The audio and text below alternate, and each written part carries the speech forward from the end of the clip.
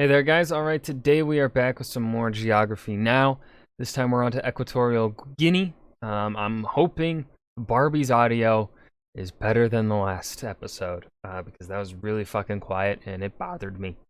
Before we dive in though, make sure you go and check out the links in the description box below. I would love it if you joined the Discord and followed me over at Twitch.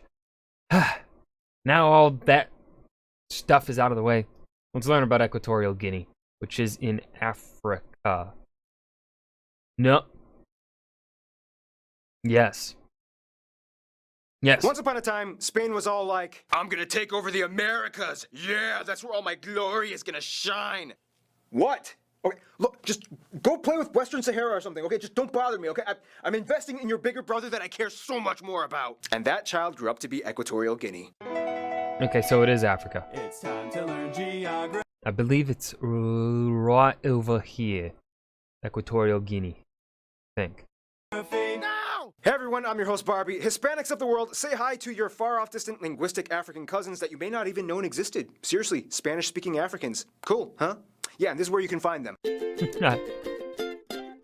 So, if you've never heard of this place, that's okay. Most people haven't. I mean, places like South Africa and Kenya are so in right now that it's hard for anybody else to kind of get like 3 seconds in the spotlight. First of all, although called Equatorial Guinea, the country is actually located a few degrees north of the equator, but it was kind of close enough. Oh, further south than I was thinking. Oopsies. They're like, we'll just keep that name. Second, the country has kind of like a strange layout when it comes to its territory. There are two main parts, the mainland and the offshore insular parts. The mainland part of Equatorial Guinea is called Rio Muni and is located in Central Africa, right at the Gulf of Guinea, under Cameroon, and at the top of Gabon. The insular parts contain the islands of Bioko, located north off the coast of Cameroon, and Annobon, which lies about 660 kilometers southwest from Bioko, with Sao Tome and Principe caught right in between them, creating a nearly perfect diagonal chain of islands. Now, just like we discussed in the Cameroon episode, these islands are on what is called the Cameroon Line, which is an area on the Gulf that has active volcanic islands I totally remember the Cameroon line, yes. formed from tectonic activity. They also own the islands of Corsico, as well as the Big and Little Elobe Islands just off the southwest coast in Corsico Bay, where the Muni River empties into the ocean, making it the border with Gabon. This is also the river where Rio Muni gets its name from. The country is divided into 7 provinces, with the capital Malabo located on Bioko Island. Oh, the capital is on the island? That's neat. Keep in mind, though, they are currently constructing an entirely new capital Never mind. called Oyala in the future Wele Nzas province, set to be complete in 2020. Is it complete? Did they complete it on time? It's 2022. Despite some ongoing protests from citizens, but hey, African politics typically aren't well known for being legislatively accommodating in that field. Rio Yeah. Muni contains about 80% of the entire country's population, as well as the largest city, Bata, found off of the Atlantic coast. The country is kind of small at about 28,000 square kilometers. It's just a little bit bigger than Burundi, but smaller than Albania. Now, due to the recent oil boom, Equatorial Guinea has been able to invest heavily in infrastructure projects like upgrading the 2 largest airports at Malabo and Bata, as well as adding 3 new airports on Annobon and Corsico, as well as inland near the still under construction town of Oyala. Road construction has boomed in the past few decades as well. Towns in the remote eastern rainforest areas now have direct access to places that were previously only accessible by river or really long, potentially deadly walk where highly aggressive mandrills could attack and eat your face. Speaking of wildlife, Bum, bum, bum. Equatorial Guinea may be small, but those scattered insular islands give it quite the range of ecodiversity. The country is of course mainly tropical in its climate, humid and warm year-round. However, the rainy seasons kind of switch off at different parts of the year for the islands versus Rio Muni. From June to August, Rio Muni is dry, whereas Bioko is wet, and then it switches the opposite around December to February. That's fucking weird, but cool. Annobon Island is typically known for being somewhat cloudy all the time. There have been almost no cloudless days registered in their recorded history. The coastal flat plains on Rio Muni rise to interior jungle hills, which, just like their other Congo rainforest neighbors, is filled with minerals like tantalum, gold, diamonds, and bauxite. Yeah, those jungles are loaded with bling. Of course, this allows the country to be a cradle of biodiversity, harboring a monkey haven with dozens of primate species dominating the treetops all over. Despite this, the national animal is actually the giraffe. At about 3,000 meters, Nice. The highest peak is Pico Basil, which is the only recorded active volcano in the country that actually erupted in 1932. What would the proper pronunciation be? Pico Basile? Would that be because of the accent mark over the E? Did I say it right? Now, here's the thing. For most of their history, their economy was heavily centered around forestry and fishing, nothing too crazy. Then 1995 came, and they discovered a ton of oil off the coast, and everything changed. Suddenly, they joined the ranks of becoming one of the top 10 largest African oil exporters, and today, over 95% of their exports are in crude oil or Oh, that's not good for the economy. hydrocarbon production. And since the population was so small, they had an influx of revenue to disperse amongst the country. Nonetheless, they are very aware that it won't last forever, and the oil is expected to run out around 2035. So the government actually instituted this plan called the 2020 Plan, a strategic policy that will supposedly allow the country to diversify their revenue sources and industries before time runs out. Of course, this new At least they're... You know what? It's nice to hear that a country is aware of their future problems and that they are trying to get ahead of it. God, I wish America would fucking do that.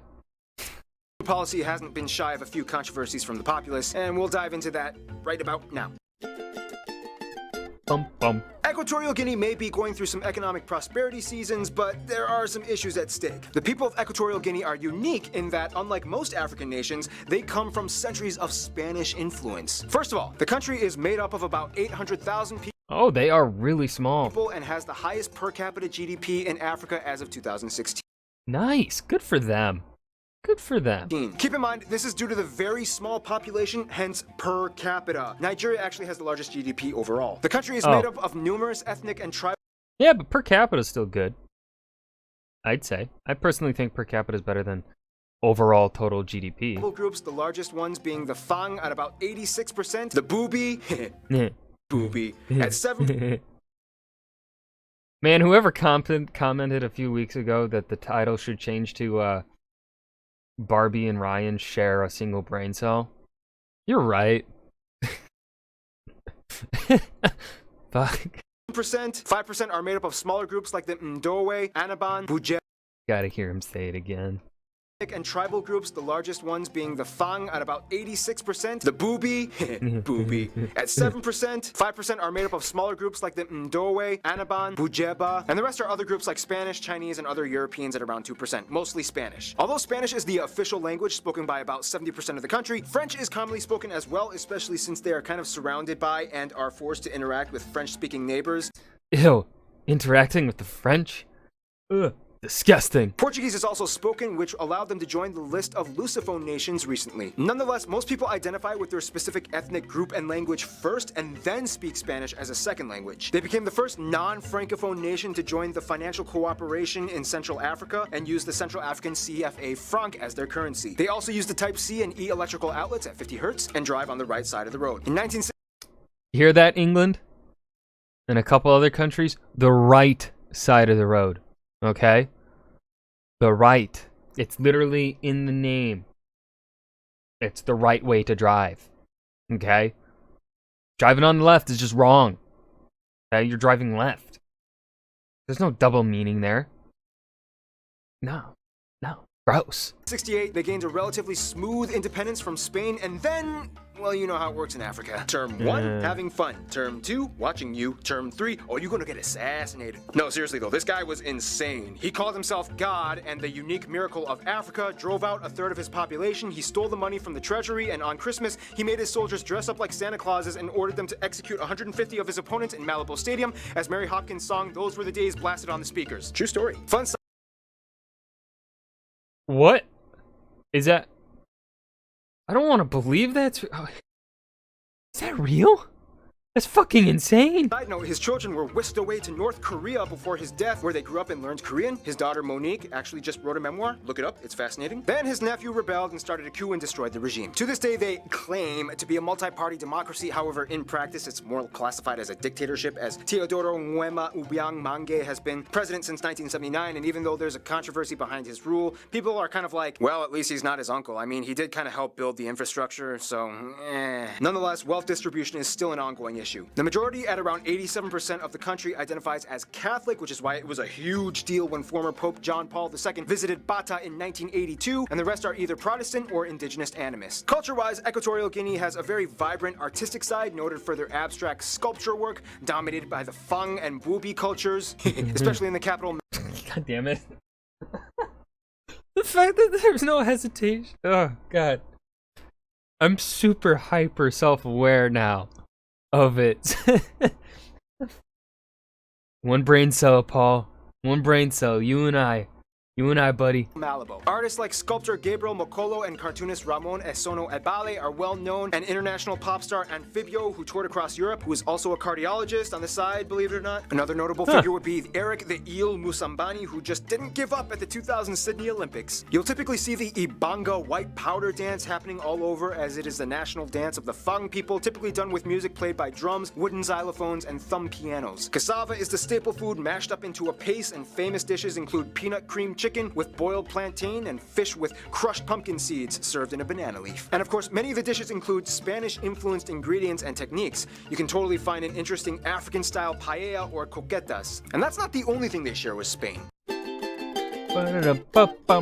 Once again, because of its linguistic properties, Equatorial Guinea is kind of like the small anomaly that sticks out in Africa. First of all, Gabon, Cameroon, and Nigeria are probably their closest African friends, as they have shared centuries of business and culture. Many Fang tribesmen can also be found in these countries as well, which adds a whole other level of kinship. Cameroon did recently shut the border though, after some controversy with a fisherman being killed and 2 missing immigrants. It's a tricky situation. China and the US and South Korea were one of the first ones to jump on that oil boom and invest in Equatorial Guinea in the 90s, and today have embassies for each other. Their best friend, though, would probably have to be Spain. Although European colonialism has always left a sour taste in people's mouths, the Equatorial Guineans actually maintained a somewhat decent relationship with the Spanish, and developed quite close bonds even after they gained independence. Spain still protects them at times of need, and tons of Guineans immigrated to Spain, and the majority of the white population in Equatorial Guinea are Spanish. In conclusion, while the rest of sub-Saharan Africa was squabbling in a cacophony of French and English, with a little bit of Portuguese on the side, this little sliver of land was like, I'm gonna do my own little thing, and I'm here to stay. Deal with it. Stay tuned! Eritrea is coming up next. Oh boy, Eritrea?